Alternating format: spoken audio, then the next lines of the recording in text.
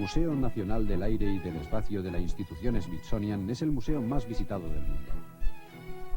Posee una colección que incluye las aeronaves y naves espaciales más importantes de la historia. Naves aéreas que fueron diseñadas, construidas y tripuladas por hombres y mujeres que han ampliado las fronteras del vuelo.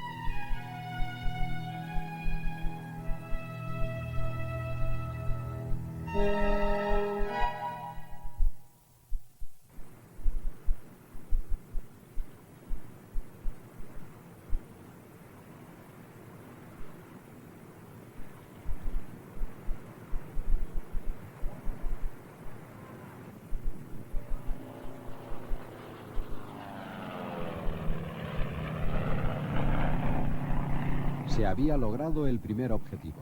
El Espíritu de San Luis, con su piloto solitario y sus 1.704 litros de combustible, estaba en el aire. Esquivó los cables de teléfono a solo 6 metros de distancia.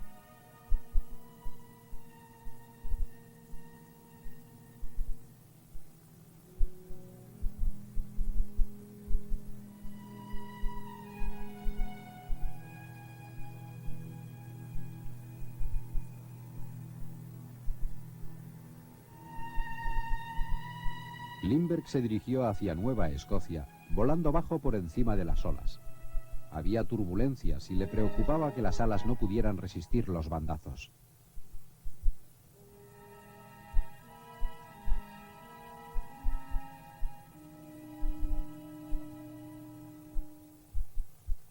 Cuando se hallaba sobre Nueva Escocia se encontró con una tormenta. Luchó durante media hora hasta que el viento cambió y amainó el temporal.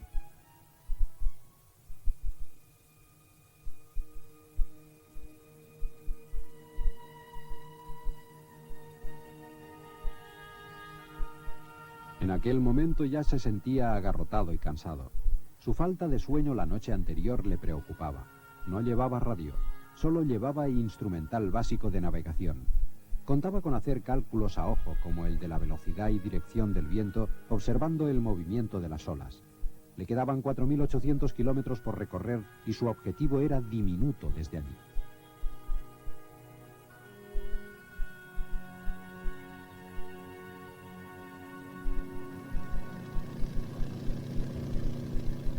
Solo en la cabina, con el motor zumbando, luchaba para vencer el sueño. El Espíritu de San Luis requería toda su atención. Solo el control de combustible ya era una ardua tarea. Tenía que mantener el equilibrio del avión alternando el consumo de combustible de los distintos depósitos.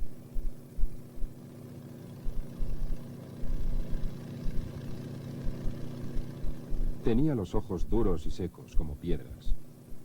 Si pudiera estirarme en una cama, me dormiría en un instante. Para mantenerse despierto, pateaba sobre el suelo de la cabina y flexionaba brazos y piernas.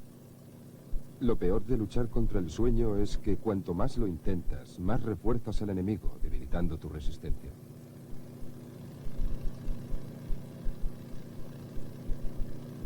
Aparte del tablero de mandos que tenía enfrente de él, no había nada más que pudiera estimularle la vista.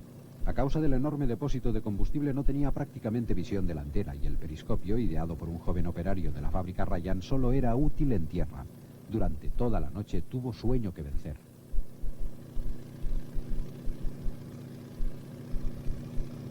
Cerré los párpados durante 5 segundos y los volví a levantar como si pesaran toneladas. Protestaban y no podía mantenerlos abiertos hasta que me ayudé con el pulgar y estiré los músculos de la frente para que no se cerraran.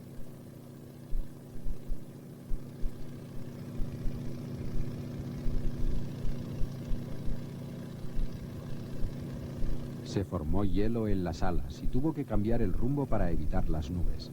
Las brújulas hacían cosas raras y no estaba seguro de su posición. Llegó el amanecer. Tenía ataques incontrolables de sueño. Este es el momento que más temía. Sé que esta es la mañana de la prueba peor, la tercera mañana sin dormir. La única alternativa es el fracaso y la muerte.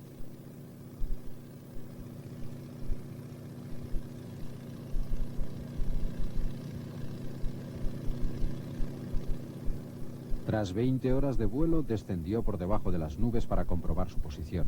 Le preocupaba que con los cambios de rumbo podía haber cometido errores de navegación. Empezó a pensar que estaba más al sur de su destino. Solo soy capaz de sostener el avión en vuelo manteniendo vagamente el rumbo que fijé hace algunas horas. No me quedan más energías. Se pegó un puñetazo para seguir despierto. No hay alternativa, sino la muerte y el fracaso.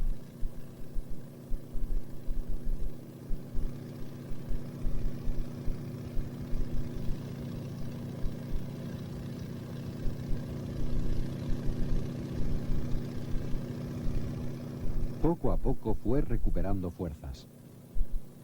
He estado colgando del abismo de la eternidad, agarrado al reborde con la punta de los dedos. Me estoy sobreponiendo. Estoy entrando en sí.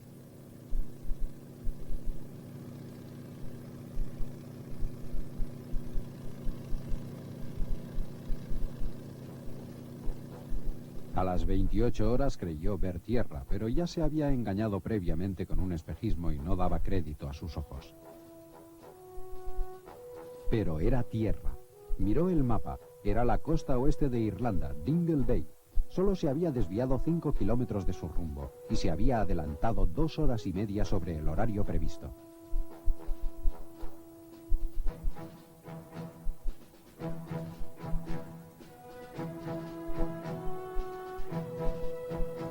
En el aeropuerto de Le Bourget, en París, la gente empezó a reunirse, aunque todavía estaba lejos de allí. Es como la lluvia después de la sequía, la primavera después de un invierno del norte. He estado en la eternidad y he vuelto. Sé cómo se sentirían los muertos si resucitaran.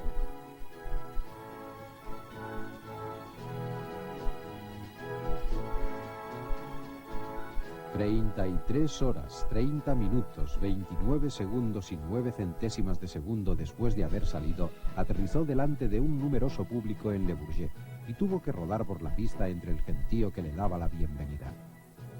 2 aviadores franceses y un varón belga se lo llevaron a un hangar oscuro. Su hazaña en el asiento de mimbre del espíritu de San Luis había terminado y su vida había cambiado más allá de lo que podía imaginar.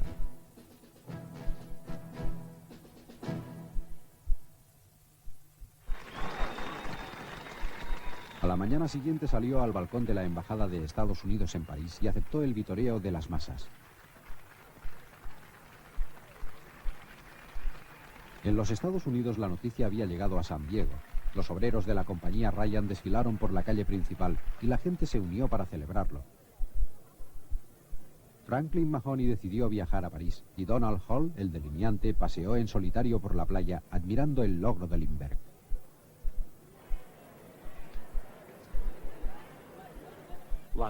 Mucha gente había sobrevolado el Atlántico anteriormente, pero él lo había hecho solo, con estilo y en las circunstancias apropiadas. Y creo que esto es lo que hace que este vuelo destaque especialmente más que otra cosa.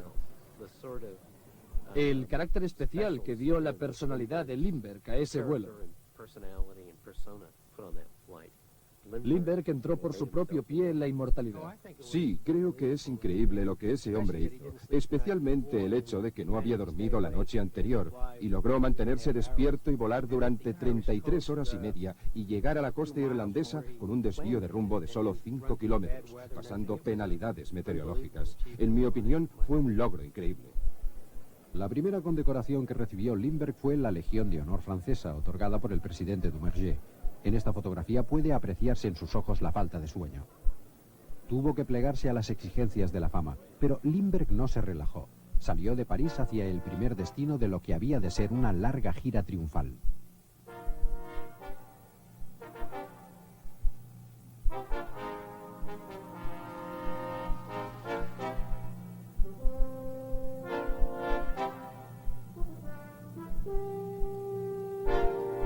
Aterrizó en Bruselas, en Bélgica, donde recibiría otra calurosa bienvenida. Se le hicieron los honores con toda la pompa.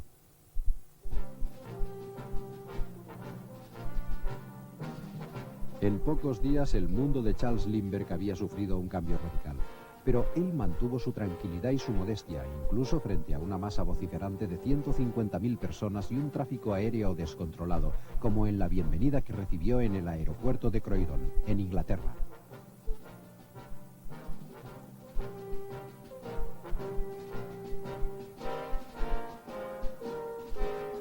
Lindbergh había dado al mundo una pequeña muestra del enorme potencial que ofrecía el transporte aéreo. El hecho de haberlo conseguido en solitario, en un avión de un solo motor, le dio un estatus legendario. De pronto, las puertas de los poderosos estaban abiertas para él.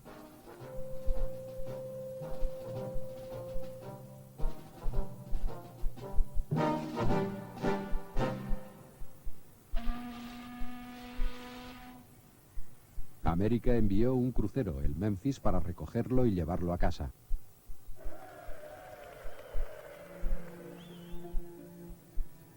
El viaje por mar a través del Atlántico fue la primera oportunidad que tuvo para descansar desde que salió de Nueva York. Lo aprovechó bien.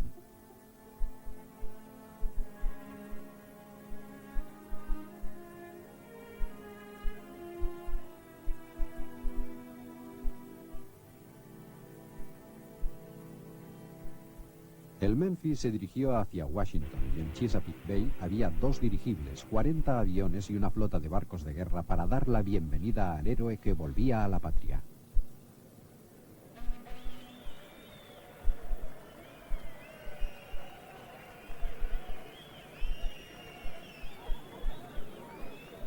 Cuando el Memphis atracó en el muelle de la Navy en Washington, la primera persona que fue escoltada por la pasarela fue la señora Lindbergh, ansiosa por reunirse con su hijo.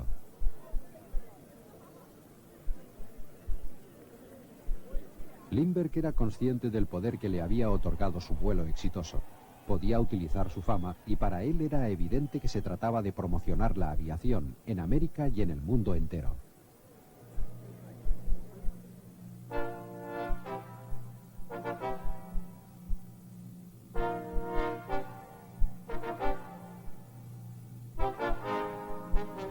Comparado con los alborotos con que fue recibido en París y en Londres, el recibimiento en Washington fue comedido, pero no por ello menos entusiasta.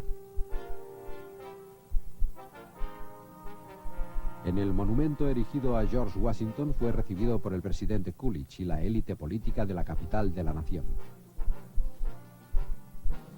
El humilde piloto de correos había sido elevado a un rango de honor.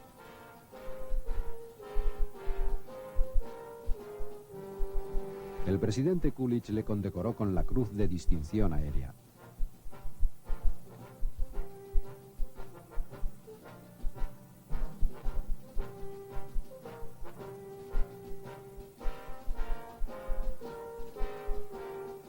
Para responder al honor que la nación le rendía, Lindbergh hizo un discurso que, como mínimo, emocionó hasta las lágrimas a una persona entre el público.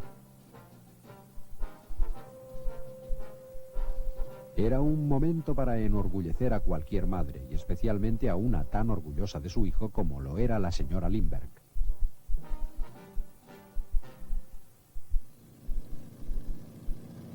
En Nueva York, un puerto repleto de todo tipo de embarcaciones imaginables esperaba la llegada de Lindbergh desde Washington.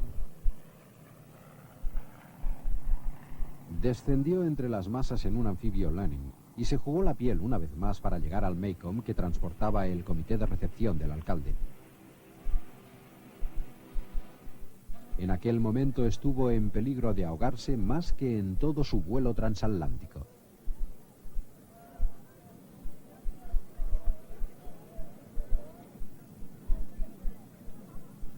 Una vez restablecido el equilibrio, le ofrecieron una bienvenida de un calibre nunca visto hasta entonces en América.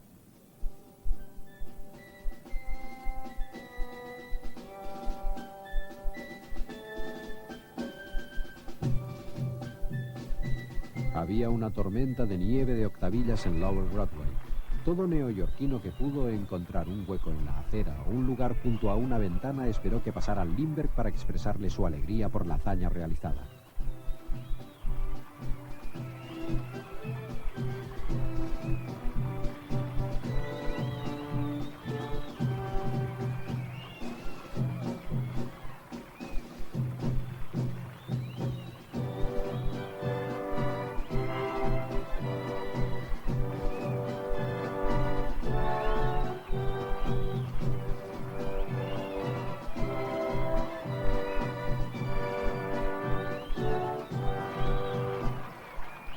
Hacía un mes, Lindbergh había volado a esta ciudad en calidad de competidor en la carrera por ser el primero en cruzar el Atlántico en solitario. En una mañana lúgubre de hacía 3 semanas despegó del aeropuerto Roosevelt, observado por apenas un centenar de personas.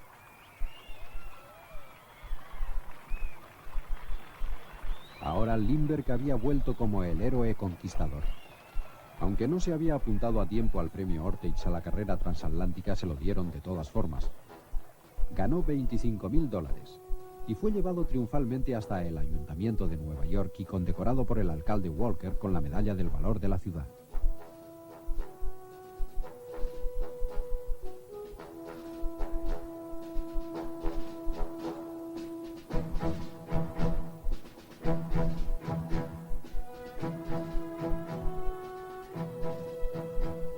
Tan solo 3 semanas antes estaba solo sobre el Atlántico en el Espíritu de San Luis.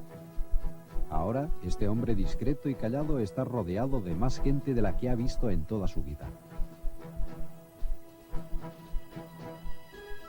En la Quinta Avenida hay una gran fiesta.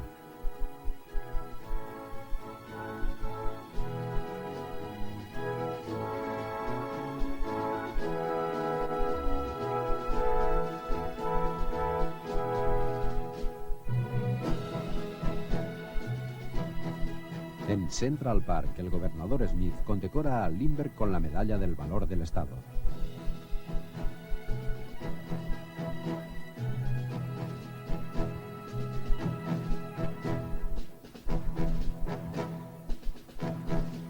Charles Lindbergh hace entonces algo importante. Habiendo conseguido un aura legendaria, aprovecha la oportunidad para adelantarse en su visión de un mundo donde los viajes aéreos serán algo cotidiano. Se da cuenta de que ha adquirido el poder para excitar la imaginación del público y dar el impulso necesario al transporte aéreo gracias a su proeza.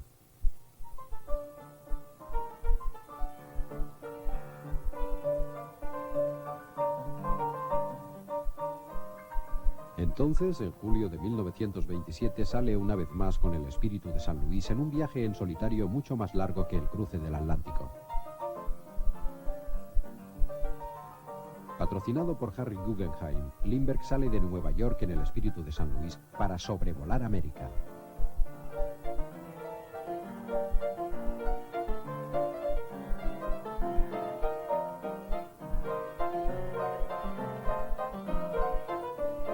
Tiene 68 escalas nocturnas. Ejercita la habilidad adquirida como piloto de correos y acróbata aéreo, debiendo aterrizar y despegar de pistas pequeñas y nuevas para él. El 21 de septiembre vuelve al lugar de nacimiento del Espíritu de San Luis, San Diego.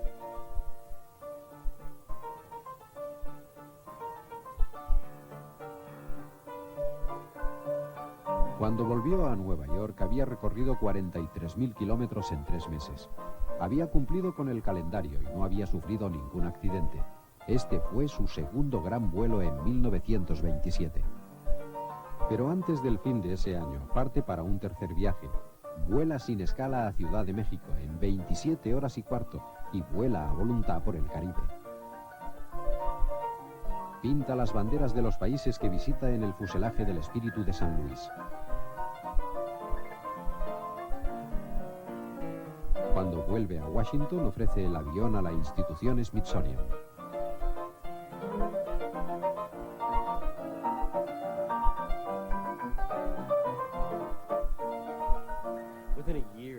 Al año de su vuelo sacaron una nueva edición del manual para jóvenes, el manual de los Boy Scouts, y aparecía George Washington, Daniel Boone y Charles Lindbergh. Entiende, representaba el progreso para la gente. El americano, una especie de extensión del espíritu americano plasmado en las nuevas máquinas. Se desarrolló toda una industria Lindbergh. Esta es la colección de Willis Allen, de San Diego. Da una idea de la variedad de los productos comercializados en relación a Lindbergh después de su hazaña. La gira americana de Lindbergh ayudó a reforzar la conciencia del público sobre el grado de seguridad y confianza que estaba adquiriendo el transporte aéreo, dejándolo de asociar simplemente con los acróbatas aéreos. Ya existía el Acta de Comercio Aéreo y el gobierno apoyaba la pujante industria aeronáutica. Ahora Lindbergh animaba a los ciudadanos americanos a interesarse más por la aviación.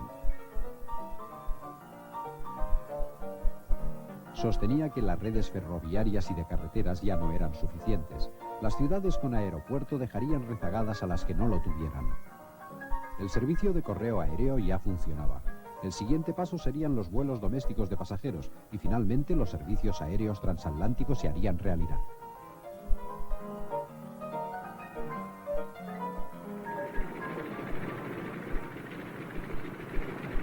¿Y cómo acabó la historia en San Diego? La empresa de Franklin Mahoney estaba tan desbordada por la demanda de aviones como el espíritu de San Luis que no podía satisfacerla toda. Hizo un intento de producir una versión utilitaria del espíritu de San Luis, el Brougham, a razón de 1 por día. Podía haber vendido 5 veces más. Pero Mahoney había estado siempre al borde de la quiebra con las líneas aéreas Ryan y no era un gran hombre de negocios.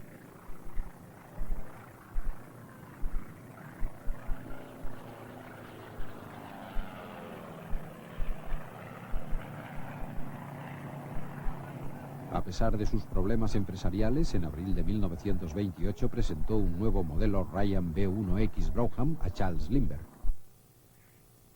Poco después, Mahoney vendió la empresa a un grupo de empresarios de San Luis, entre los que había alguno de los primeros patrocinadores de Lindbergh. La gente ha preguntado si otra persona hubiera realizado ese vuelo transatlántico. Alguien no tan perfecto como Lindbergh, si le hubiera sucedido lo mismo que a Lindbergh. La respuesta es que no.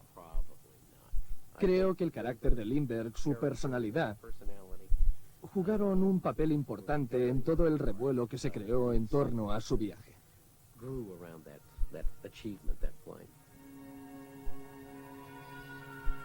El espíritu de San Luis está colgado actualmente en la Galería de Hitos de la Aviación, en el Museo Nacional del Aire y del Espacio. Un recuerdo de la visión y el coraje de Charles Lindbergh.